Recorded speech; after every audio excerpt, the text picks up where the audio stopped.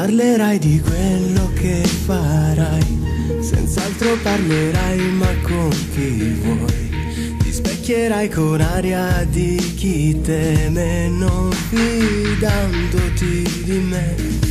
Ho scelto le più belle fra le tue, ne ho fatto un poster di fotografie, per far capire quanto sia importante avere un'immagine di te.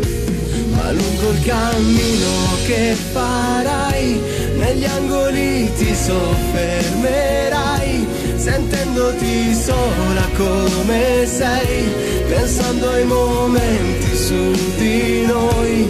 E quando poi ti ritroverai, ti ascolterai riflettere gli errori commessi e penserai chi era il più vero tra me e te. Non dimenticare, ero, sono e lo sarò, quello di cui ti puoi fidare, quello che credeva in noi. Non mi dovevi giudicare su quello che non sarò mai, l'avrai capito, ero, sono e lo sarò. Fermati ed osserva ciò che sei, non hai nient'altro che gli amici tuoi.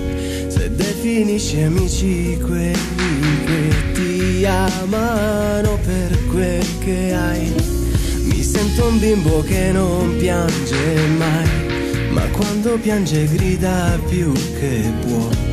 Invece di parlare non pensare, un giorno mi ringrazierai.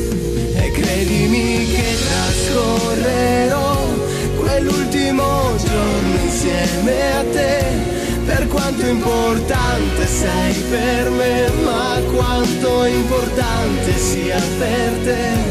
Racconto dell'incredibile, la storia in un gioco simile, di come non vivo senza te, tu come non ridi più con me.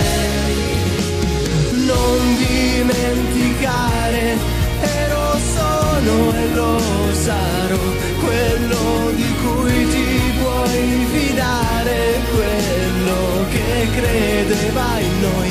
Non mi dovevi giudicare su quello che non sarò mai, l'avrai capito, ero, sono e lo sarò.